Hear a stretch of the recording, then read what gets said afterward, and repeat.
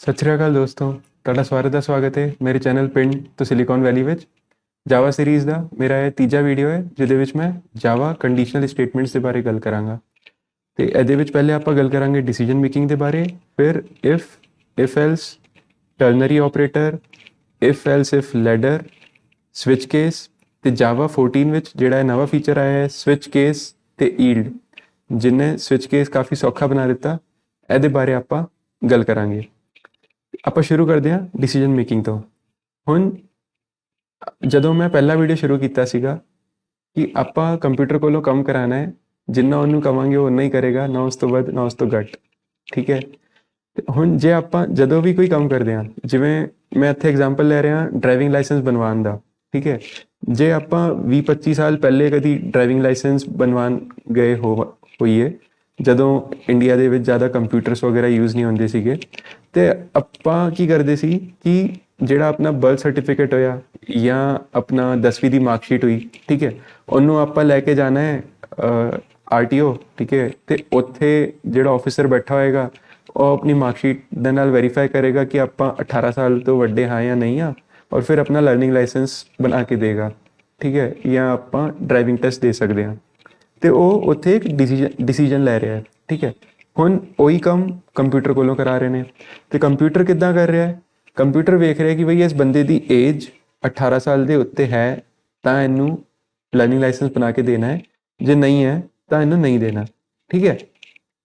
ਤੇ ਇੱਥੇ ਇੱਕ ਕੰਡੀਸ਼ਨ ਹੈ ਕਿ age is greater than or equal to 18 then do this. ਠੀਕ ਹੈ। ਤੇ ਜਿੱਥੇ ਵੀ ਕੰਡੀਸ਼ਨ ਹੋਏ ਔਰ ਫਿਰ ਉਹਦੇ ਬਾਅਦ ਦੈਨ ਵਾਲਾ ਸਟੇਟਮੈਂਟ ਹੋਏ, ਤੇ ਇਹਨੂੰ ਕੰਪਿਊਟਰ ਵਿੱਚ ਇਫ ਦੈਨ ਐਲਸ ਦਿਸ ਇੱਦਾਂ ਆਪਾਂ ਕਰ ਸਕਦੇ ਹਾਂ। ਤੇ ਜਾਵਾ ਵਿੱਚ ਵੀ ਇਹ ਇੱਦਾਂ ਹੀ ਇਫ ਐਲਸ ਪ੍ਰੋਵਾਈਡ ਕਰਦਾ ਹੈ।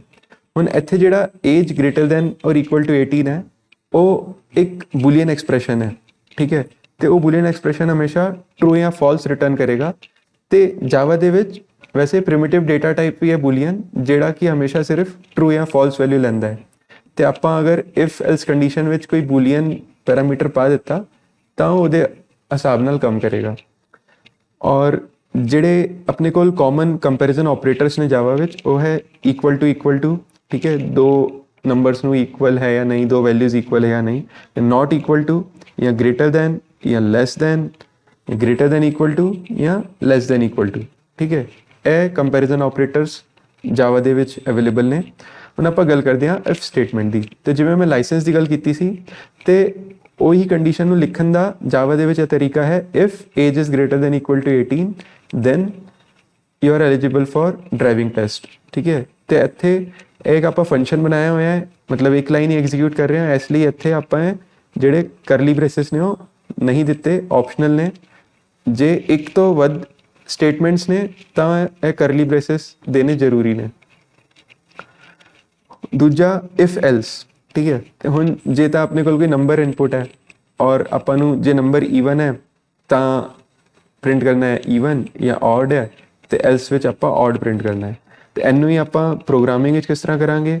ਕੋਈ ਵੀ ਨੰਬਰ ਈਵਨ ਕਦੋਂ ਹੁੰਦਾ ਹੈ? ਜਦੋਂ ਆਪਾਂ ਉਹਦਾ ਮੋਡ 2 0 ਦੇ ਬਰਾਬਰ ਹੋਵੇ। ਠੀਕ ਹੈ। ਤੇ n mod 2 is equal to 0 if this condition is true, so then system.out.println even, else system.out.println odd। ਠੀਕ ਹੈ। ਹੁਣ ਆਪਾਂ ਗੱਲ ਕਰਦੇ ਹਾਂ ਟਰਨਰੀ ਆਪਰੇਟਰ ਦੀ। ਜਿਵੇਂ ਇਹ ਇੱਕ ਸੌਖਾ ਜਿਹਾ ਐਗਜ਼ਾਮਪਲ ਸੀ ਜਿਹਦੇ ਵਿੱਚ ਆਪਾਂ ਈਵਨ ਜਾਂ ਔਡ ਪ੍ਰਿੰਟ ਕਰਾ ਰਹੇ ਸੀ, ਤੇ ਇਹਨੂੰ ਆਪਾਂ ਪ੍ਰਿੰਟ ਨਾ ਕਰਾ ਕੇ ਅਗਰ ਉਹ ਵੈਲਿਊ ਆਪਾਂ ਇੱਕ ਸਟ੍ਰਿੰਗ ਨੂੰ ਅਸਾਈਨ ਕਰ ਰਹੇ ਹਾਂ ਜਾਂ ਕਿਸੇ ਫੰਕਸ਼ਨ ਤੋਂ ਰਿਟਰਨ ਕਰ ਰਹੇ ਹਾਂ, ਤਾਂ ਇਹਨੂੰ ਆਪਾਂ ਟਰਨਰੀ ਆਪਰੇਟਰ ਵਿੱਚ ਇਸ ਤਰ੍ਹਾਂ ਲਿਖ ਸਕਦੇ ਹਾਂ ਕਿ ਜੇ n mod 2 is equal to 0 ਇਹ ਟਰੂ ਹੈ ਕੁਐਸਚਨ ਮਾਰਕ, ਇਹ ਟਰੂ ਹੈ ਤਾਂ ਉਹ ਈਵਨ ਅਸਾਈਨ ਕਰੇਗਾ ਇਸ ਵੈਲਿਊ ਨੂੰ, ਜੇ ਟਰੂ ਨਹੀਂ ਹੈ ਤਾਂ ਉਹ ਔਡ ਅਸਾਈਨ ਕਰੇਗਾ ਇਸ ਵੈਲਿਊ ਨੂੰ। ਠੀਕ ਹੈ। ਔਰ ਫਿਰ ਆਪਾਂ ਇੱਥੇ system.out.println ਵੈਲਿਊ ਪ੍ਰਿੰਟ ਕਰਾ ਰਹੇ ਹਾਂ। ਠੀਕ ਹੈ। ਜਾਂ ਫਿਰ ਆਪਾਂ ਅਗਰ ਕੋਈ ਫੰਕਸ਼ਨ ਤੋਂ ਰਿਟਰਨ ਕਰਨਾ ਹੈ ਸਟ੍ਰਿੰਗ, ਤਾਂ ਅਗਰ ਇਹ ਟਰੂ ਹੈ ਤਾਂ ਈਵਨ ਰਿਟਰਨ ਕਰੇਗਾ, ਜੇ ਟਰੂ ਨਹੀਂ ਹੈ ਤਾਂ ਔਡ ਰਿਟਰਨ ਕਰੇਗਾ। ਠੀਕ ਹੈ। ਹੁਣ ਗੱਲ ਕਰਦੇ ਹਾਂ ਇਫ ਐਲਸ ਇਫ ਦੀ। ਤੇ ਜੇ ਤਾਂ ਮਤਲਬ ਮੰਨ ਲਓ ਆਪਣੇ ਕੋਲ ਸਵਾਲ ਇਹੋ ਜਿਹਾ ਹੈ ਕਿ ਅਗਰ ਕੋਈ ਨੰਬਰ ਦਿੱਤਾ ਹੋਇਆ ਹੈ ਜਿਹੜਾ 3 ਔਰ 5 ਦੋਵਾਂ ਨਾਲ ਡਿਵਿਜ਼ੀਬਲ ਹੈ ਤਾਂ ਆਪਾਂ ਫਿਜ਼ ਬਜ਼ ਪ੍ਰਿੰਟ ਕਰਾਣਾ ਹੈ। ਜੇ ਉਹ ਨੰਬਰ ਸਿਰਫ 3 ਨਾਲ ਡਿਵਿਜ਼ੀਬਲ ਹੈ ਤਾਂ ਫਿਜ਼ ਪ੍ਰਿੰਟ ਕਰਾਣਾ ਹੈ। ਜੇ ਉਹ ਨੰਬਰ 5 ਦੇ ਨਾਲ ਡਿਵਿਜ਼ੀਬਲ ਹੈ ਤਾਂ ਬਜ਼ ਪ੍ਰਿੰਟ ਕਰਾਣਾ ਹੈ। ਇਹ ਲੀਡ ਕੋਡ ਦਾ ਸਵਾਲ ਹੈ, ਪਰ ਇਹਦੇ ਲਈ ਐਰੇਜ਼ ਦੀ ਨੌਲੇਜ ਵੀ ਜ਼ਰੂਰੀ ਹੈ, ਇਸ ਲਈ ਮੈਂ ਇਹ ਸਵਾਲ ਹਾਲੇ ਪੂਰਾ ਨਹੀਂ ਕਰਾ ਰਿਹਾ, ਪਰ ਇਹਦੇ ਵਿੱਚ ਮੇਨ ਲੌਜਿਕ ਇਹੀ ਯੂਜ਼ ਹੋਏਗਾ।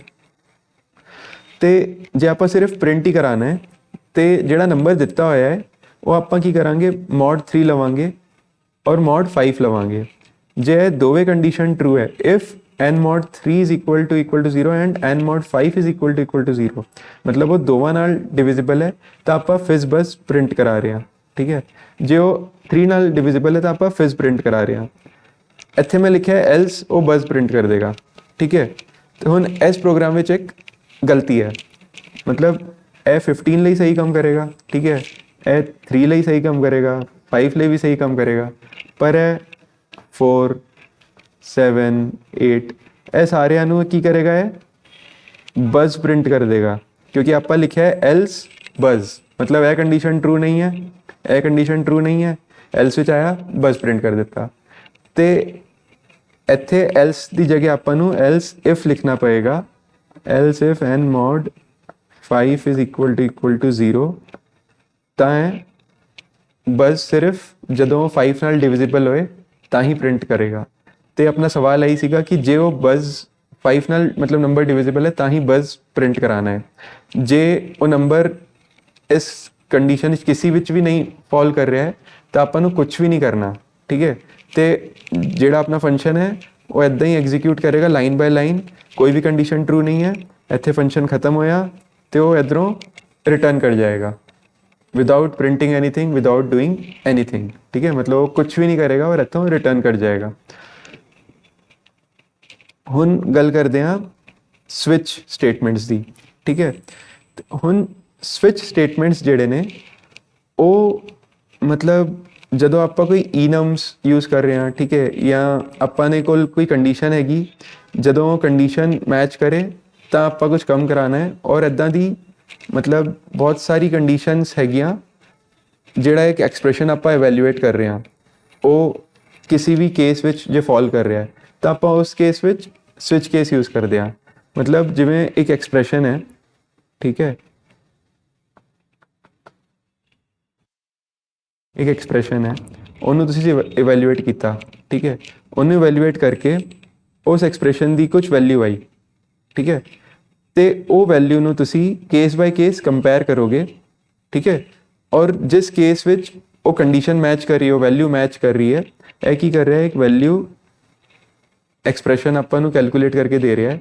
ਠੀਕ ਹੈ, ਔਰ ਉਸ ਵੈਲਿਊ ਨੂੰ ਆਪਾਂ ਕੇਸ ਬਾਈ ਕੇਸ ਕੰਪੇਅਰ ਕਰਦੇ ਜਾ ਰਹੇ ਹਾਂ ਤੇ ਉਹਦੇ ਅਕੋਰਡਿੰਗ ਉਹਨੂੰ ਐਗਜ਼ੀਕਿਊਟ ਕਰ ਰਹੇ ਹਾਂ। ਮਤਲਬ ਉਹ ਵੈਲਿਊ ਜਦੋਂ ਉਸ ਕੇਸ ਨਾਲ ਮੈਚ ਕਰ ਰਹੀ ਹੈ, ਮਤਲਬ ਉਹ ਕੰਡੀਸ਼ਨ ਮੈਚ ਕਰ ਰਹੀ ਹੈ, ਉਦੋਂ ਆਪਾਂ ਇਹਨੂੰ ਐਗਜ਼ੀਕਿਊਟ ਕਰਾਂਗੇ। ਜਿਵੇਂ ਇੱਥੇ ਜੇ ਮੇਰੇ ਕੋਲ ਡੇ ਆਫ ਦਾ ਵੀਕ ਦਿੱਤਾ ਹੋਇਆ ਕੋਈ ਨੰਬਰ, ਜਿਵੇਂ 1 ਦਿੱਤਾ ਤਾਂ ਮੈਨੂੰ ਮੰਡੇ ਪ੍ਰਿੰਟ ਕਰਾਣਾ ਹੈ, ਜੇ 2 ਦਿੱਤਾ ਤਾਂ ਟਿਊਜ਼ਡੇ। ਠੀਕ ਹੈ, ਇੱਦਾਂ 3 4 5 ਇੱਦਾਂ ਡੇਜ਼ ਦਿੱਤੇ ਹੋਏ ਨੇ 7 ਤੱਕ, ਤੇ ਆਪਾਂ ਮੰਡੇ ਟੂ ਸੰਡੇ ਪ੍ਰਿੰਟ ਕਰਾਣਾ ਹੈ। ਔਰ ਜੇ ਉਹ ਡੇ ਲੈਟਸ ਸੇ 8 9 ਜਾਂ ਕੁਝ ਇਸ ਤਰ੍ਹਾਂ ਹੈ ਤਾਂ ਉਹ ਇਨਵੈਲਿਡ ਇਨਪੁਟ ਹੈ। ਠੀਕ ਹੈ, ਤੇ ਹੁਣ ਇਹਨੂੰ ਸਵਿਚ ਕੇਸ ਵਿੱਚ ਲਿਖਣ ਦਾ ਕੀ ਤਰੀਕਾ ਹੈ, ਸਵਿਚ ਆਪਾਂ ਡੇ ਤੇ ਲਾ ਦਿੱਤਾ, ਜਿਹੜਾ ਡੇ ਇਨਪੁਟ ਆ ਰਿਹਾ ਹੈ, ਇੱਥੇ ਆਪਾਂ ਕੋਈ ਐਕਸਪ੍ਰੈਸ਼ਨ ਵੀ ਇਵੈਲੂਏਟ ਕਰ ਸਕਦੇ ਹਾਂ। ਜੇ ਉਹ ਵੈਲਿਊ 1 ਨਾਲ ਮੈਚ ਕਰ ਰਹੀ ਹੈ, ਠੀਕ ਹੈ, ਤਾਂ ਉਹ ਸਟੇਟਮੈਂਟਸ ਐਗਜ਼ੀਕਿਊਟ ਕਰੇਗਾ। ਠੀਕ ਹੈ, ਫਿਰ ਇੱਥੇ ਜੋ ਵੈਲਿਊ 2 ਨਾਲ ਮੈਚ ਕਰ ਰਹੀ ਹੈ ਤਾਂ ਉਹ ਕੁਝ ਸਟੇਟਮੈਂਟਸ ਮੈਚ ਐਗਜ਼ੀਕਿਊਟ ਕਰੇਗਾ। ਇੱਥੇ ਜੇ ਆਪਾਂ ਜਿਵੇਂ ਬ੍ਰੇਕ ਦਿੱਤਾ ਹੋਇਆ ਹੈ, ਠੀਕ ਹੈ, ਮੈਂ ਬ੍ਰੇਕ ਦੀ ਗੱਲ ਕਰਦਾ, ਇਹ ਜਿਹੜਾ ਸਵਿਚ ਕੇਸ ਪੁਰਾਣਾ ਜਿਹੜਾ ਜਾਵਾ ਵਿੱਚ ਚੱਲਦਾ ਆ ਰਿਹਾ ਹੈ, ਉਹਦੇ ਵਿੱਚ ਕੀ ਹੁੰਦਾ ਹੈ, ਇਹ ਫॉल ਥਰੂ ਮੈਕੈਨਿਜ਼ਮ ਵਿੱਚ ਕੰਮ ਕਰਦਾ ਹੈ। ਮਤਲਬ ਜਿਹੜੀ ਵੀ ਕੰਡੀਸ਼ਨ ਮੈਚ ਕਰ ਗਈ, ਜਿਵੇਂ ਲੈਟਸ ਸੇ ਡੇ 3 ਸੀਗਾ, ਠੀਕ ਹੈ, ਤੇ 3 ਜੇ ਮੈਚ ਕਰ ਗਿਆ ਤੇ ਇਹ ਵੈਡਨਸਡੇ ਤਾਂ ਪ੍ਰਿੰਟ ਕਰ ਦੇਗਾ, ਵੈਡਨਸਡੇ ਨੇ ਪ੍ਰਿੰਟ ਕਰ ਦਿੱਤਾ। ਠੀਕ ਹੈ, ਪਰ ਜੇ ਇੱਥੇ ਬ੍ਰੇਕ ਨਹੀਂ ਦਿੱਤਾ ਤਾਂ ਇਹ ਕੇਸ 4 ਵਿੱਚ ਵੀ ਜਾਏਗਾ ਤੇ ਇਹ ਕੇਸ 4 ਨੂੰ ਐਗਜ਼ੀਕਿਊਟ ਕਰੇਗਾ, ਕਿਉਂਕਿ ਇਹਦੀ ਕੇਸ 3 ਵਿੱਚ ਵੈਲਿਊ ਮੈਚ ਕਰ ਗਈ ਸੀ। ਠੀਕ ਹੈ, ਔਰ ਫਿਰ ਇਹ ਕੇਸ 5 ਵਿੱਚ ਵੀ ਜਾਏਗਾ, ਕਿਉਂਕਿ ਇੱਥੇ ਵੀ ਬ੍ਰੇਕ ਨਹੀਂ ਦਿੱਤਾ ਹੈ। ठीक है। और केस 5 विच है फ्राइडे भी प्रिंट कर देगा, ठीक है, फ्राइडे भी प्रिंट कर देगा। और ਉਸ ਤੋਂ ਬਾਅਦ ਇੱਥੇ ਬ੍ਰੇਕ ਹੈ ਤਾਂ ਇੱਥੇ ਹੈ ਸਵਿਚ ਕੇਸ ਤੋਂ ਬਾਹਰ ਆ ਜਾਏਗਾ, ਉਸ ਫॉल थ्रू मैकेनिज्म ਤੋਂ ਬਾਹਰ ਆ ਜਾਏਗਾ। ਔਰ ਫਿਰ ਲਾਈਕ ਜਿੱਥੇ ਸਵਿਚ ਪੂਰਾ ਖਤਮ ਹੋ ਰਿਹਾ ਹੈ ਕੋਡ ਇਹਦੇ ਅੱਗੇ ਤੋਂ ਐਗਜ਼ੀਕਿਊਟ ਹੋਣਾ ਸ਼ੁਰੂ ਹੋਏਗਾ। ਤੇ ਇੱਥੇ ਸਵਿਚ ਕੇਸ ਵਿੱਚ ਆਪਣੇ ਕੋਲ ਇੱਕ ਡਿਫਾਲਟ ਵੀ ਪ੍ਰੋਵਾਈਡ ਕੀਤਾ ਗਿਆ ਹੈ, ਠੀਕ ਹੈ। ਡਿਫਾਲਟ ਜਿਹੜਾ ਮਤਲਬ ਕਦੀ ਕੋਈ ਵੀ ਕੇਸ ਮੈਚ ਨਹੀਂ ਕੀਤਾ ਤਾਂ ਉਸ ਕੇਸ ਵਿੱਚ ਅਗਰ ਡਿਫਾਲਟ ਦਿੱਤਾ ਹੈ ਤਾਂ ਉਹ ਵਾਲੇ ਸਟੇਟਮੈਂਟ ਨੂੰ ਐਗਜ਼ੀਕਿਊਟ ਕਰੇਗਾ। ਤੇ ਡਿਫਾਲਟ ਅਗਰ ਆਪਾਂ ਥੱਲੇ ਦੇ ਰਹੇ ਹਾਂ ਤਾਂ ਇਹ ਜਿਹੜਾ ਸਭ ਤੋਂ ਥੱਲੇ ਸਟੇਟਮੈਂਟ ਆ ਰਿਹਾ ਹੈ ਉਹਦੇ ਵਿੱਚ ਬ੍ਰੇਕ ਆਪਸ਼ਨਲ ਹੈ, ਠੀਕ ਹੈ। ਇਹ ਬ੍ਰੇਕ ਆਪਸ਼ਨਲ ਹੈ ਕਿਉਂਕਿ ਜਦੋਂ ਇਹ ਸਾਰੇ ਕੇਸ ਐਗਜ਼ੀਕਿਊਟ ਕਰ ਲਏ ਔਰ ਕੋਈ ਵੀ ਕੇਸ ਮੈਚ ਨਹੀਂ ਕੀਤਾ, ਡਿਫਾਲਟ 'ਚ ਆਇਆ ਤੇ ਡਿਫਾਲਟ ਦੇ ਥੱਲੇ ਇਹ ਬ੍ਰੇਕ ਜਿਹੜਾ ਹੈ ਉਹ ਆਪਸ਼ਨਲ ਹੋ ਗਿਆ। ਜੇ ਆਪਾਂ ਡਿਫਾਲਟ ਨੂੰ ਉੱਤੇ ਲਿਖ ਦਿੰਦੇ ਕਿਧਰੇ, ਠੀਕ ਹੈ, ਔਰ ਉਹਦੇ ਥੱਲੇ ਬ੍ਰੇਕ ਨਹੀਂ ਲਿਖਿਆ ਹੁੰਦਾ ਔਰ let's say case day the value 8 ਪਾਸ ਕਰ ਦਿੱਤੀ ਤਾਂ ਉਹ ਡਿਫਾਲਟ ਕੇਸ ਵਿੱਚ ਇਨਵੈਲਿਡ ਇਨਪੁਟ ਪ੍ਰਿੰਟ ਕਰਦਾ ਔਰ ਫਿਰ ਉਹਦੇ ਥੱਲੇ ਜਿਹੜਾ ਵੀ ਕੇਸ ਲਿਖਿਆ ਹੋਇਆ ਹੈ ਉਹਨੂੰ ਵੀ ਐਗਜ਼ੀਕਿਊਟ ਕਰੇਗਾ। ਤੇ ਅਗਰ ਡਿਫਾਲਟ ਨੂੰ ਆਪਾਂ ਉੱਤੇ ਦੇ ਰਹੇ ਹਾਂ ਤਾਂ ਬ੍ਰੇਕ ਜ਼ਰੂਰੀ ਹੈ, ਠੀਕ ਹੈ। ਜੇ ਡਿਫਾਲਟ ਲਾਸਟ ਵਿੱਚ ਹੈ ਤਾਂ ਬ੍ਰੇਕ ਆਪਸ਼ਨਲ ਹੈ, ਠੀਕ ਹੈ। ਔਰ ਇੱਦਾਂ ਹੀ ਬਾਕੀ ਕੇਸਿਸ ਵਿੱਚ ਵੀ ਜਿੱਥੇ ਬ੍ਰੇਕ ਨਹੀਂ ਦੇਵਾਂਗੇ ਉਹ ਥੱਲੇ ਐਗਜ਼ੀਕਿਊਟ ਕਰਦਾ ਜਾਏਗਾ ਜੇ ਉਹ ਕੇਸ ਮੈਚ ਕਰ ਗਿਆ, ਉਹ ਕੰਡੀਸ਼ਨ ਮੈਚ ਕਰ ਗਈ ਤਾਂ, ਠੀਕ ਹੈ। ਮੈਨੂੰ ਲੱਗ ਰਿਹਾ ਮਤਲਬ ਮੇਰੀ ਗੱਲ ਸਮਝ ਆਈ ਹੋਵੇ। ਥੋੜਾ ਜਿਹਾ ਇਹ ਕਨਸੈਪਟ ਸਮਝਣੇ ਵਿੱਚ ਔਖਾ ਹੈ ਪਰ ਤੁਸੀਂ ਡੈਮੋ ਨਾਲ ਇਹਨੂੰ ਹੋਰ ਵਧੀਆ ਸਮਝ ਪਾਓਗੇ। ਹੁਣ ਇੱਥੇ ਕੁਝ ਚੀਜ਼ਾਂ ਧਿਆਨ ਵਿੱਚ ਰੱਖਣ ਵਾਲੀ ਹੈ ਤੇ ਇੱਥੇ ਡਿਫਾਲਟ ਜਾਂ ਕੇਸਿਸ ਦੀ ਆਰਡਰਿੰਗ ਮੈਟਰ ਨਹੀਂ ਕਰਦੀ, ਠੀਕ ਹੈ। ਮਤਲਬ ਜਿਵੇਂ ਇੱਥੇ ਕੇਸ 1 ਦਿੱਤਾ ਹੈ ਜਾਂ ਕੇਸ 2 3 ਜੋ ਵੀ ਆਪਾਂ ਦਿੱਤਾ ਹੋਇਆ ਹੈ, ਜੇ ਆਪਣਾ ਲੌਜੀਕਲੀ ਆਪਾਂ ਇਹ ਲਿਖਿਆ ਕਿ ਕੇਸ 3 ਵਿੱਚ ਇਹਨੂੰ ਵੈਡਨਸਡੇ ਪ੍ਰਿੰਟ ਕਰਨਾ ਹੈ ਔਰ ਆਪਾਂ ਭਾਵੇਂ ਕੇਸ 3 ਨੂੰ ਇੱਥੇ ਕੇਸ 5 ਦੇ ਥੱਲੇ ਲਿਖ ਦਈਏ ਤੇ ਜਦੋਂ ਵੀ ਡੇ 3 ਆਏਗਾ ਤਾਂ ਉੱਥੇ ਉਸ ਕੰਡੀਸ਼ਨ ਨੂੰ ਮੈਚ ਕਰ ਜਾਏਗਾ ਤੇ ਕੇਸ ਦੀ ਆਰਡਰਿੰਗ ਜਾਂ ਡਿਫਾਲਟ ਦੀ ਆਰਡਰਿੰਗ ਮੈਟਰ ਨਹੀਂ ਕਰਦੀ, ਠੀਕ ਹੈ। ਫਿਰ ਕੇਸ ਵਿੱਚ ਜਿਹੜੀ ਆਪਾਂ ਇਹ ਵੈਲਿਊ ਦੇ ਰਹੇ ਹਾਂ, ਠੀਕ ਹੈ, 7 6 5 ਜਿਹੜੀ ਵੈਲਿਊ ਦਿੱਤੀ ਹੋਈ ਹੈ ਇਹ ਜਾਂ ਤੇ ਕਾਂਸਟੈਂਟ ਹੋਣੀ ਚਾਹੀਦੀ ਹੈ ਜਾਂ ਲਿਟਰਲ ਹੋਣੀ ਚਾਹੀਦੀ ਹੈ। ਤੇ ਲਿਟਰਲ ਦਾ ਮਤਲਬ ਹੈ ਕਿ ਜਿਵੇਂ ਇਹ ਅਗਰ ਇੰਟੀਜਰ ਹੈ ਤਾਂ ਇਹ ਨੰਬਰਸ ਜਿਹੜੇ ਨੇ ਉਹ ਹੋਣੇ ਚਾਹੀਦੇ ਨੇ, ਠੀਕ ਹੈ। ਜਾਂ ਅਗਰ ਇਹ ਸਟ੍ਰਿੰਗ ਹੈ ਤਾਂ ਇਹ ਸਟ੍ਰਿੰਗ ABC ਜਾਂ ਸਟ੍ਰਿੰਗ ਜਿਵੇਂ ਪਿੰਨ ਟੂ ਸਿਲੀਕਨ ਵੈਲੀ, ਠੀਕ ਹੈ। ਤੇ ਇਹ ਸਟ੍ਰਿੰਗ ਇਸ ਤਰ੍ਹਾਂ ਦਿੱਤੀ ਹੋਣੀ ਚਾਹੀਦੀ ਹੈ।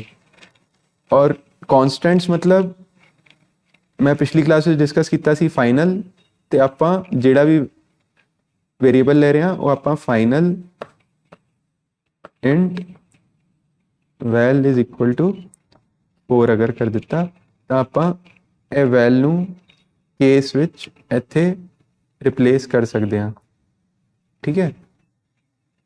ਤੇ ਮਤਲਬ ਜਾਂ ਤੇ ਕਾਂਸਟੈਂਟ ਹੋਣਾ ਚਾਹੀਦਾ ਹੈ ਜਾਂ ਲਿਟਰਲ ਹੋਣਾ ਚਾਹੀਦਾ ਹੈ ਜਿਹੜਾ ਕੇਸ ਦੇ ਅੱਗੇ ਆਪਾਂ ਵੈਲਿਊ ਲਿਖ ਰਹੇ ਹਾਂ। Two cases can not have the same value for comparison, मतलब जे कोई भी दो केस ने जे ਆਪਾਂ ਉਹਨਾਂ ਦੀ ਸੇਮ ਵੈਲਿਊ ਦੇਣ ਦੀ ਕੋਸ਼ਿਸ਼ ਕਰਾਂਗੇ ਤਾਂ ਆਪਾਂ ਨੂੰ ਕੰਪਾਈਲਰ ਐਰਰ ਦੇ ਦੇਗਾ। ਫਿਰ ਸਵਿਚ ਸਟੇਟਮੈਂਟ ਵਿੱਚ ਜਿਹੜੇ ਆਪਾਂ ਡੇਟਾ ਟਾਈਪਸ ਯੂਜ਼ ਕਰ ਰਹੇ ਹਾਂ, ਇਹ ਵੈਲਿਊਜ਼ ਯੂਜ਼ ਕਰ ਰਹੇ ਹਾਂ ਜਾਂ ਐਕਸਪ੍ਰੈਸ਼ਨ ਜਿਹੜੀ ਵੈਲਿਊ ਵੈਲਿਊਏਟ ਕਰਕੇ ਦੇ ਰਿਹਾ, ਤੇ ਜਿਹੜੀ ਕੇਸ ਵਿੱਚ ਵੈਲਿਊਜ਼ ਹੈ ਇਹ ਆਪਾਂ ਸਿਰਫ ਬਾਈਟ, ਸ਼ਾਰਟ, ਕੈਰ ਤੇ ਇੰਟ ਇਹ ਜਿਹੜੇ 4 ਪ੍ਰਿਮਿਟਿਵ ਡੇਟਾ ਟਾਈਪ ਨੇ ਜਾਂ ਫਿਰ ਉਹਨਾਂ ਦੀ ਰੈਪਰ ਕਲਾਸਿਸ, ਠੀਕ ਹੈ। ਮਤਲਬ ਜਾਵਾ ਵਿੱਚ ਜਿਹੜੇ ਪ੍ਰਿਮਿਟਿਵ ਡੇਟਾ ਟਾਈਪਸ ਨੇ ਉਹਨਾਂ ਦੀ ਰੈਪਰ ਕਲਾਸਿਸ ਵੀ ਪ੍ਰੋਵਾਈਡਡ ਹੈ ਕਿਉਂਕਿ ਉਹ ਕਲੈਕਸ਼ਨਸ ਵਿੱਚ ਯੂਜ਼ ਹੁੰਦੀ ਹੈ, ਠੀਕ ਹੈ। ਹਾਲੇ ਬਸ ਇੰਨਾ ਸਮਝਣ ਦੀ ਲੋੜ ਹੈ ਕਿ ਰੈਪਰ ਕਲਾਸਿਸ ਇਸ ਲਈ ਦਿੱਤੀ ਗਈ ਹੈ ਕਿਉਂਕਿ ਉਹ ਕਲੈਕਸ਼ਨਸ ਵਿੱਚ ਯੂਜ਼ ਹੁੰਦੀਆਂ ਨੇ, ਹੋਰ ਵੀ ਉਹਦੇ ਯੂਜ਼ ਨੇ ਪਰ ਇੱਕ ਮੇਜਰ ਯੂਜ਼ ਕਲੈਕਸ਼ਨਸ ਵਿੱਚ ਹੈ, ਉਹਦੇ ਲਈ ਦਿੱਤੀ ਗਈ ਹੈ।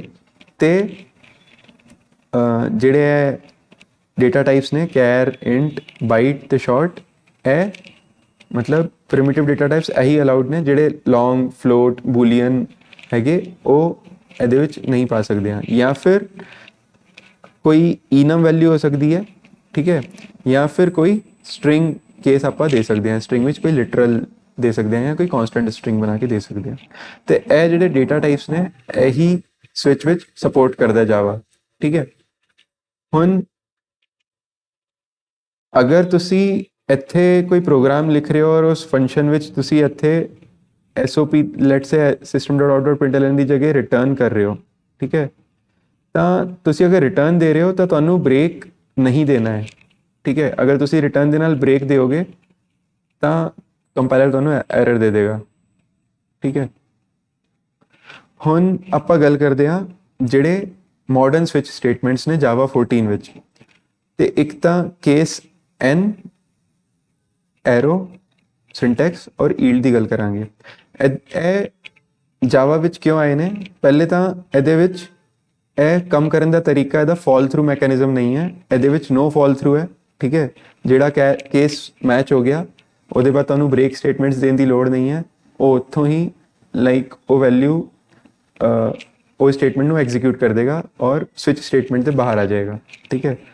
ਫਿਰ ਇਹਦੇ ਵਿੱਚ ਆਪਾਂ ਸਵਿਚ ਕੇਸ ਤੋਂ ਅਗਰ ਕੋਈ ਵੈਲਿਊ ਰਿਟਰਨ ਕਰਾਣੀ ਹੈ, ਠੀਕ ਹੈ, ਤੇ ਉਹਦੇ ਲਈ ਇਹ ਦਿੱਤਾ ਗਿਆ ਹੈ।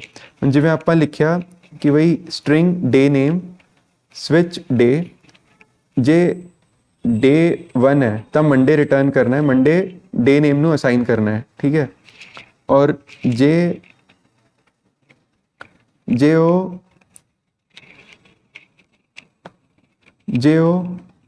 ਕੇਸ 2 ਹੈ ਤਾਂ ਟਿਊਸਡੇ ਅਸਾਈਨ ਕਰਨਾ ਹੈ, ਕੇਸ 3 ਹੈ ਤਾਂ ਵੈਡਨਸਡੇ ਅਸਾਈਨ ਕਰਨਾ ਹੈ। ਤੇ ਇਹ ਕੀ ਕਰੇਗਾ, ਜਿਹੜਾ ਕੇਸ ਮੈਚ ਹੋ ਗਿਆ ਉਹ ਵੈਲਿਊ ਨੂੰ ਸਵਿਚ ਸਟੇਟਮੈਂਟ ਦੇ ਬਾਹਰ ਆ ਕੇ ਮਤਲਬ ਇਹਨੂੰ ਮੰਡੇ ਨੂੰ ਡੇ ਨੇਮ ਨੂੰ ਅਸਾਈਨ ਕਰ ਦੇਗਾ ਔਰ ਇੱਥੇ ਆਪਾਂ ਡੇ ਨੇਮ ਪ੍ਰਿੰਟ ਕਰਾ ਰਹੇ ਹਾਂ, ਠੀਕ ਹੈ। ਹੁਣ ਇਹਦੇ ਵਿੱਚ ਪਹਿਲੀ ਗੱਲ ਤਾਂ ਬ੍ਰੇਕ ਦੀ ਲੋੜ ਨਹੀਂ ਹੈ, ਤੇ ਬ੍ਰੇਕ ਦੇ ਨਾਲ ਕਈ ਬਗਸ ਆ ਜਾਂਦੇ ਨੇ, ਠੀਕ ਹੈ। ਤੇ ਇਹ ਮਤਲਬ ਮੈਂ ਤਾਂ ਕਹਾਂਗਾ ਬਹੁਤ ਹੀ ਪਿਆਰੀ ਚੀਜ਼ ਦਿੱਤੀ ਜਿਹੜੀ ਮਤਲਬ ਜਾਵਾ 14 ਵਿੱਚ ਡਿਵੈਲਪ ਕੀਤੀ ਹੈ। ਔਰ ਦੂਜਾ ਜਿਹੜਾ ਜੇ ਆਪਣਾ ਕੇਸ ਬਸ ਇੰਨਾ ਹੀ ਸੀਗਾ ਕਿ ਆਪਾਂ ਹਰ ਜਗ੍ਹਾ system.out.println ਮੰਡੇ, system.out.println ਟਿਊਸਡੇ ਇਸ ਤਰ੍ਹਾਂ ਲਿਖ ਰਹੇ ਸੀਗੇ, ਤਾਂ ਇਹਦੇ ਵਿੱਚ ਇੱਕ system.out.println ਦਿੱਤਾ ਹੈ, ਠੀਕ ਹੈ। ਤਾਂ ਇਹ ਮਤਲਬ ਥੋੜਾ ਲਿਖਣ ਦਾ ਤਰੀਕਾ ਵੀ ਵਧੀਆ ਹੋ ਗਿਆ, ਕੋਡ ਕੰਸਾਈਜ਼ ਹੋ ਗਿਆ ਹੈ, ਠੀਕ ਹੈ, ਕੋਡ ਥੋੜਾ ਜਿਹਾ ਕੰਸਾਈਜ਼ ਹੋ ਗਿਆ ਹੈ। ਔਰ ਦੂਜਾ ਬ੍ਰੇਕ ਦੇ ਜਿਹੜੇ ਬਗਸ ਨੇ ਉਸ ਤੋਂ ਆਪਾਂ ਬਚ ਗਏ ਹਾਂ, ਠੀਕ ਹੈ। ਕਿਉਂਕਿ ਬ੍ਰੇਕ ਅਗਰ ਆਪਾਂ ਭੁੱਲ ਜਾਈਏ ਕਿਧਰੇ ਤਾਂ ਉਹ ਸਵਿਚ ਕੇਸ ਬੜਾ ਅਜੀਬ ਤਰੀਕੇ ਨਾਲ ਬਿਹੇਵ ਕਰੇਗਾ ਔਰ ਉਹਨੂੰ ਡੀਬਗ ਕਰਨਾ ਫਿਰ ਔਖਾ ਹੋ ਜਾਏਗਾ। ਔਰ ਫਿਰ ਮੇਰੀ ਉਹੀ ਗੱਲ ਹੈ ਕਿ ਕੰਪਿਊਟਰ ਕੋਲੋਂ ਜਿੰਨਾ ਉਹਨੂੰ ਬੋਲੇਗਾ ਉਹਨੂੰ ਹੀ ਕੰਮ ਕਰਾਏਗਾ, ਨਾ ਉਸ ਤੋਂ ਵੱਧ ਨਾ ਉਸ ਤੋਂ ਘੱਟ। ਤੇ ਇੱਥੇ ਫਿਰ ਕੋਡ ਨੂੰ ਸਮਝਣਾ ਜ਼ਰੂਰੀ ਹੈ ਕਿ ਉਹ ਉਸ ਤਰ੍ਹਾਂ ਕਿਉਂ ਕੰਮ ਕਰ ਰਿਹਾ। ਫਿਰ ਆਪਾਂ ਇੱਕ ਐਗਜ਼ਾਮਪਲ ਲੈਂਦੇ ਹਾਂ ਈਲਡ ਦਾ, ਤੇ ਜੇ ਕੇਸ ਐਰੋ ਵਾਲਾ ਦਿੱਤਾ ਹੈ ਉਹਦੇ ਨਾਲ ਕੁਛ ਆਪਾਂ ਨੂੰ ਬਲੌਕ ਆਫ ਸਟੇਟਮੈਂਟਸ ਐਗਜ਼ੀਕਿਊਟ ਕਰਨੇ ਨੇ, ਠੀਕ ਹੈ, ਮਤਲਬ ਡਾਇਰੈਕਟਲੀ ਉਹ ਵੈਲਿਊ ਅਸਾਈਨ ਨਹੀਂ ਕਰਨੀ ਹੈ। ਤੇ ਜਿਵੇਂ ਇੱਥੇ ਮੈਂ ਇੱਕ ਪ੍ਰਿੰਟ ਸਟੇਟਮੈਂਟ ਦਿੱਤਾ ਹੋਇਆ ਹੈ ਕਿ ਪ੍ਰੋਸੈਸਿੰਗ ਰੈਡ ਕਲਰ, ਠੀਕ ਹੈ। ਇੱਥੇ ਮੈਂ ਈਨਮ ਲੈ ਰਿਹਾ ਜਿਹੜਾ ਸਵਿਚ ਕੇਸ ਵਿੱਚ ਲੈ ਰਿਹਾ, ਤੇ ਈਨਮ ਵਿੱਚ ਮਤਲਬ ਕਲਰ ਈਨਮ ਬਣਾਇਆ ਰੈਡ ਗ੍ਰੀਨ ਬਲੂ, ਠੀਕ ਹੈ। ਔਰ ਤੇ ਕਲਰ ਡਾਟ ਰੈਡ ਕਲਰ ਨੂੰ ਅਸਾਈਨ ਕਰ ਦਿੱਤਾ, ਠੀਕ ਹੈ। ਤੇ ਫਿਰ ਇਹ ਜਿਹੜਾ ਕੋਡ ਹੈ ਇਹ ਸਵਿਚ ਕਲਰ ਤੇ ਕਰ ਰਹੇ ਹਾਂ, ਠੀਕ ਹੈ। ਤੇ ਸੌਰੀ ਕਲਰ ਸਮਾਲ ਹੋਣਾ ਚਾਹੀਦਾ ਸੀ ਇਹ ਤਾਂ, ਤੇ ਇਹ ਕਲਰ ਤੇ ਮਤਲਬ ਆਪਾਂ ਉਹ ਕਰ ਰਹੇ ਹਾਂ ਸਵਿਚ ਐਕਸਪ੍ਰੈਸ਼ਨ ਰਨ ਕਰੇਗਾ। ਔਰ ਕੇਸ ਅਗਰ ਉਹਦਾ ਰੈਡ ਹੈ ਕਲਰ ਦਾ ਤਾਂ ਇਹ ਈਲਡ ਮਤਲਬ ਇਹਨੂੰ ਹੈਕਸ ਕੋਡ ਨੂੰ ਇਹ ਵੈਲਿਊ ਅਸਾਈਨ ਕਰੇਗਾ, ਮਤਲਬ ਇਹ ਸਵਿਚ ਸਟੇਟਮੈਂਟ ਤੋਂ ਇਹ ਵੈਲਿਊ ਰਿਟਰਨ ਕਰੇਗਾ। ਮਤਲਬ ਇੱਥੇ ਇਹ ਗੱਲ ਧਿਆਨ ਦੇਣ ਵਾਲੀ ਹੈ ਕਿ ਈਲਡ ਜਿਹੜਾ ਹੈਗਾ it returns a value from switch. ਮਤਲਬ ਇਹਨੂੰ ਆਪਾਂ ਫੰਕਸ਼ਨ ਦੇ ਨਾਲ ਕਨਫਿਊਜ਼ ਨਾ ਹੋਈਏ ਕਿ ਉਹ ਫੰਕਸ਼ਨ ਤੋਂ ਰਿਟਰਨ ਕਰ ਰਿਹਾ,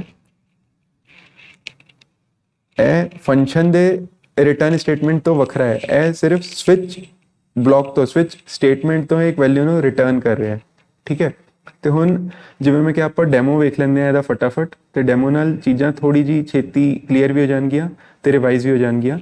ਤੇ ਹੁਣ ਜਿਵੇਂ ਆਪਾਂ ਐਗਜ਼ਾਮਪਲ ਲਿਆ ਇਫ ਐਲਸ ਦਾ ਕਿ if age is greater than equal to 18 ਤਾਂ ਉਹ ਕੈਨ ਟੇਕ ਡਰਾਈਵਿੰਗ ਟੈਸਟ, ਮਤਲਬ ਮੈਂ ਇੱਕ ਫੰਕਸ਼ਨ ਲਿਖਿਆ ਹੋਇਆ ਹੈ you are eligible for a driving licence test, ਠੀਕ ਹੈ। ਤੇ ਹੁਣ ਇੱਥੇ ਏਜ 20 ਹੈ ਤਾਂ ਉਹ ਸਟੇਟਮੈਂਟ ਪ੍ਰਿੰਟ ਕਰੇਗਾ। ਫਿਰ n ਇੱਥੇ 5 ਹੈ ਤੇ ਇਹ ਵਾਲਾ ਐਗਜ਼ੀਕਿਊਟ ਕਰੇਗਾ ਇਫ ਐਲਸ ਵਿੱਚ ਕਿ n ਇਜ਼ ऑड, ਠੀਕ ਹੈ। ਫਿਰ ਇੱਥੇ ਦ ਨੰਬਰ ਇਜ਼ ਵੈਲਿਊ ਨੂੰ ਹੈ ऑड ਅਸਾਈਨ ਕਰੇਗਾ, ठीक है। और फिर ਆਪਾਂ ਇਫ ਐਲਸ ਦਿੱਤਾ ਹੈ ਤੇ ਇੱਥੇ ਵੀ ਮੈਂ ਉਹੀ ਗਲਤੀ ਕੀਤੀ ਹੈ ਜਿਹੜੀ ਮੈਂ ਉੱਧਰ ਲਿਖੀ ਹੋਈ ਸੀ, ਤੇ ਇੱਧਰ ਆਪਾਂ ਨੂੰ if m mod 5 is equal to 0 ਦੇਣਾ ਪਏਗਾ, ਠੀਕ ਹੈ। ਤੇ ਇਹ ਹੁਣ ਜੇ ਆਪਣਾ m 15 ਹੈ ਤਾਂ ਇਹ ਫਿਜ਼ਬਸ ਪ੍ਰਿੰਟ ਕਰੇਗਾ ਵੈਸੇ, ਤੇ ਆਪਾਂ ਇਹਨੂੰ ਐਗਜ਼ੀਕਿਊਟ ਕਰਕੇ ਵੇਖ ਲੈਂਦੇ ਹਾਂ ਵੈਰੀਫਾਈ ਕਰਨ ਲਈ। ਤੇ ਇਹਨੇ ਪਹਿਲੇ you are eligible for a driving test, age 20 ਸੀਗੀ, ਫਿਰ 5 is odd, the number is odd ਔਰ ਫਿਜ਼ਬਸ ਪ੍ਰਿੰਟ ਕਰ ਦਿੱਤਾ, ਠੀਕ ਹੈ। ਤੇ ਇਹਦੇ ਨਾਲ ਤੁਸੀਂ ਲਾਈਕ ਕੋਡ ਆਪ ਵੀ ਲਿਖ ਕੇ ਇਫ ਐਲਸ ਨਾਲ ਥੋੜ੍ਹਾ ਖੇਡ ਸਕਦੇ ਹੋ। ਔਰ ਫਿਰ ਸਵਿਚ ਕੇਸ ਦੀ ਆਪਾਂ ਜਿਵੇਂ ਗੱਲ ਕਰ ਰਹੇ ਸੀਗੇ, ਤੇ ਸਵਿਚ ਕੇਸ ਵਿੱਚ ਪਹਿਲੇ ਮੈਂ ਡੇ ਦੀ ਵੈਲਿਊ 3 ਅਸਾਈਨ ਕਰ ਦਿੱਤੀ ਔਰ ਇੱਕ ਸਟ੍ਰਿੰਗ ਵੇਰੀਏਬਲ ਲੈ ਲਿਆ ਡੇ ਨੇਮ, ਤੇ ਡੇ ਨੇਮ ਨੂੰ ਮੈਂ ਸਵਿਚ ਕੇਸ ਵਿੱਚ ਇੱਦਾਂ ਲਾਈਕ ਡੇ ਨੇਮ ਦੀ ਵੈਲਿਊ ਅਸਾਈਨ ਕਰ ਰਿਹਾ ਡਿਫਾਲਟ ਵਿੱਚ ਇਨਵੈਲਿਡ ਡੇ, ਤੇ ਇੱਥੇ 3 ਹੈਗਾ, ਤੇ ਆਈ ਥਿੰਕ ਹੈ ਡੇ ਨੇਮ ਨੂੰ ਵੈਡਨਸਡੇ ਅਸਾਈਨ ਕਰੇਗਾ ਔਰ ਡੇ 3 ਇਜ਼ ਵੈਡਨਸਡੇ ਹੈ ਪ੍ਰਿੰਟ ਹੋਣਾ ਚਾਹੀਦਾ ਹੈ, ਠੀਕ ਹੈ। ਫਿਰ day name is equal to switch day ਤੇ ਕੀਤਾ, ਫਿਰ ਕੇਸ ਆਪਾਂ 1 ਐਰੋ ਮੰਡੇ ਮਤਲਬ ਡੇ ਨੇਮ ਨੂੰ ਮੰਡੇ ਅਸਾਈਨ ਕਰ ਦੇਗਾ, ਟਿਊਜ਼ਡੇ ਇਸ ਤਰ੍ਹਾਂ, ਤੇ ਇਹ ਡੇ ਨੇਮ ਨੂੰ ਇੱਥੇ ਵੈਡਨਸਡੇ ਅਸਾਈਨ ਕਰੇਗਾ ਔਰ ਡੇ ਇਜ਼ ਡੇ ਨੇਮ। ਤੇ ਇਹ ਹੁਣ ਤੁਸੀਂ ਇਹ ਵੇਖੋ, ਇਹ ਆਪਾਂ ਲਾਈਨ 34 to 44 ਵਿੱਚ ਆਪਣਾ ਕੰਮ 10 ਲਾਈਨ ਵਿੱਚ ਪੂਰਾ ਹੋ ਗਿਆ, ਜਿਹੜਾ ਇੱਥੇ ਆਪਾਂ ਨੂੰ ਲਿਖਣ ਵਿੱਚ 6 ਤੋਂ 29 30 ਤੇ ਮਤਲਬ ਆਪਾਂ 24-25 ਲਾਈਨ ਲਾ ਦਿੱਤੀ ਇਹਦੇ ਤੇ, ਔਰ ਇੱਥੇ ਆਪਣਾ ਕੰਮ 10 ਲਾਈਨ ਵਿੱਚ ਪੂਰਾ ਹੋ ਰਿਹਾ ਹੈ। ਤੇ ਇਹ ਫਾਇਦਾ ਹੈ ਜਿਹੜਾ ਨਵਾਂ ਮਾਡਰਨ ਜਾਵਾ ਵਿੱਚ ਹੈ। ਪਰ ਇਹਦੇ ਲਈ ਤੁਸੀਂ ਆਪਣਾ ਜਿੱਥੇ ਵੀ ਕੋਡ ਰਨ ਕਰ ਰਹੇ ਹੋ ਪ੍ਰੋਡਕਸ਼ਨ ਵਿੱਚ ਵੀ, ਉੱਥੇ ਵੇਖ ਲੈਣਾ ਕਿ ਜਾਵਾ 14 ਦਾ ਸਪੋਰਟ ਹੈ ਨਹੀਂ ਹੈ। ਜਿਹੜਾ ਤੁਹਾਡਾ JDK ਹੈ ਉਹ JRE ਜਾਂ JDK ਜਿਹੜਾ ਹੈਗਾ ਉਹ ਜਾਵਾ 14 ਦਾ ਸਪੋਰਟ ਪ੍ਰੋਵਾਈਡ ਕਰ ਰਿਹਾ ਨਹੀਂ ਕਰ। ਤੇ ਹੁਣ ਇਹ ਕੇਸ ਵਿੱਚ ਆਪਾਂ ਮਲਟੀਪਲ ਵੈਲਿਊਜ਼ ਵੀ ਦੇ ਸਕਦੇ ਹਾਂ, ਜਿਵੇਂ ਇੱਥੇ ਜਿਹੜੇ ਮੰਥ ਨੇ, ਠੀਕ ਹੈ, ਤੇ ਜਨਵਰੀ, ਮਾਰਚ, ਮਈ, ਜੁਲਾਈ, ਅਗਸਤ, ਅਕਤੂਬਰ ਤੇ ਦਸੰਬਰ, ਇਹਨਾਂ ਦੇ ਵਿੱਚ 31 ਡੇਜ਼ ਨੇ, ਠੀਕ ਹੈ। ਔਰ ਫਿਰ ਜਿਵੇਂ ਇੱਕ ਕੌਮਾ ਲਗਾ ਕੇ ਵੀ ਦੇ ਸਕਦੇ ਹਾਂ ਜਾਂ ਇੱਦਾਂ ਮਲਟੀਪਲ ਕੇਸਿਸ ਵੀ ਲਿਖ ਸਕਦੇ ਹਾਂ। ਤੇ ਜਿਹੜਾ ਤੁਹਾਨੂੰ ਮਤਲਬ ਜਿਹੜਾ ਤੁਹਾਡੀ ਕੰਪਨੀ ਵਿੱਚ ਕੋਡਿੰਗ ਗਾਈਡਲਾਈਨਸ ਹੋਏ ਤੁਸੀਂ ਉਸ ਹਿਸਾਬ ਨਾਲ ਇਹਨੂੰ ਲਿਖ ਸਕਦੇ ਹੋ। ਤੇ ਇਹ 2 ਤਰੀਕੇ ਨੇ ਲਿਖਣ ਦੇ, ਤੇ ਅਪ੍ਰੈਲ ਜੂਨ ਹੈ ਸਾਰੇ, ਜਿਹੜੇ ਸਪਟੈਂਬਰ ਹੈ ਨਵੰਬਰ ਹੈ 30 ਡੇਜ਼ ਨੇ, ਠੀਕ ਹੈ। ਇਹ ਫੈਬਰਰੀ ਦੇ ਵਿੱਚ ਇੱਦਾਂ 28 ਔਰ 29 ਡੇਜ਼ ਪ੍ਰਿੰਟ ਕਰੇਗਾ। ਡਿਫਾਲਟ ਵਿੱਚ ਆਪਾਂ ਇਨਵੈਲਿਡ ਮੰਥ ਦੇ ਦਿੱਤਾ। ਹੁਣ ਆਪਾਂ ਗੱਲ ਕਰਦੇ ਹਾਂ ਜਿਹੜਾ ਈਲਡ ਵਾਲਾ ਸੀ, ਤੇ ਈਲਡ ਵਾਲੇ ਵਿੱਚ ਈਨਮ ਕਲਰ ਹੈ, ਠੀਕ ਹੈ, ਔਰ ਫਿਰ ਉਹ ਈਲਡ ਕਰਕੇ ਉਹਨੂੰ ਰੈਡ, ਗ੍ਰੀਨ ਜਾਂ ਬਲੂ ਇਹਨੂੰ ਹੈਕਸ ਕੋਡ ਨੂੰ ਅਸਾਈਨ ਕਰ ਰਿਹਾ ਹੈ। ਤੇ ਇਸ ਕੇਸ ਵਿੱਚ ਗ੍ਰੀਨ ਉਹਨੂੰ ਅਸਾਈਨ ਕਰੇਗਾ ਹੈਕਸ ਕੋਡ ਨੂੰ, ਤੇ ਇੱਧਰ ਕਲਰ ਇਨ ਹੈਕਸਿਸ, ਇੱਥੇ ਜਿਹੜੀ ਹੈਕਸ ਕੋਡ ਵਿੱਚ ਗ੍ਰੀਨ ਦੀ ਵੈਲਿਊ ਹੈ ਉਹ ਪ੍ਰਿੰਟ ਹੋਏਗੀ, ਠੀਕ ਹੈ। ਤੇ ਆਪਾਂ ਐਗਜ਼ੀਕਿਊਟ ਕਰਕੇ ਵੇਖ ਲੈਂਦੇ ਹਾਂ। ਤੇ ਵੈਡਨਸਡੇ ਫਿਰ ਮੰਥ 4 ਸੀਗਾ, ਠੀਕ ਹੈ, 30 ਡੇਜ਼ ਅਪ੍ਰੈਲ ਵਿੱਚ, ਫਿਰ ਪ੍ਰੋਸੈਸਿੰਗ ਗ੍ਰੀਨ ਇਹ ਪ੍ਰਿੰਟ ਹੋਇਆ ਔਰ ਫਿਰ ਉਹਨੂੰ hacks code value green assign ਕਰ ਦਿੱਤੀ, ਠੀਕ ਹੈ। ਤੇ ਮੈਂ ਸਮਝਦਾ ਇਹ ਕੰਡੀਸ਼ਨਲ ਸਟੇਟਮੈਂਟਸ ਤੁਹਾਨੂੰ ਕਲੀਅਰ ਹੋ ਗਏ ਹੋਣਗੇ। ਤੇ ਆਪਾਂ ਅਗਲੇ ਵੀਡੀਓ ਵਿੱਚ ਫॉर ਲੂਪ ਔਰ ਫਿਰ ਉਸ ਤੋਂ ਬਾਅਦ ਆਪਾਂ ਡੇਟਾ ਟਾਈਪਸ ਦੀ ਗੱਲ ਕਰਾਂਗੇ ਔਰ ਫਿਰ ਐਰੇਜ਼ ਤੇ ਜਾਵਾਂਗੇ, ਠੀਕ ਹੈ। ਜੇ ਤੁਹਾਨੂੰ ਇਹ ਵੀਡੀਓਜ਼ ਪਸੰਦ ਆ ਰਹੇ ਨੇ ਤਾਂ ਮੇਰੇ ਚੈਨਲ ਨੂੰ ਸਬਸਕ੍ਰਾਈਬ ਕਰੋ, ਵੀਡੀਓਜ਼ ਨੂੰ ਲਾਈਕ ਕਰੋ, ਕਮੈਂਟਸ ਵਿੱਚ ਆਪਣਾ ਫੀਡਬੈਕ ਜ਼ਰੂਰ ਸ਼ੇਅਰ ਕਰੋ, ਤੇ ਵੱਧ ਤੋਂ ਵੱਧ ਇਹ ਵੀਡੀਓਜ਼ ਨੂੰ ਆਪਣੇ ਫਰੈਂਡਸ ਨਾਲ ਸ਼ੇਅਰ ਕਰੋ। ਇਹਦੇ ਨਾਲ ਮੈਨੂੰ ਬਹੁਤ ਮੋਟੀਵੇਸ਼ਨ ਮਿਲੇਗਾ, ਬਹੁਤ ਸਪੋਰਟ ਮਿਲੇਗਾ। Thanks for watching this video. ਬਹੁਤ ਬਹੁਤ ਧੰਨਵਾਦ ਇਹ ਵੀਡੀਓ ਵੇਖਣ ਲਈ।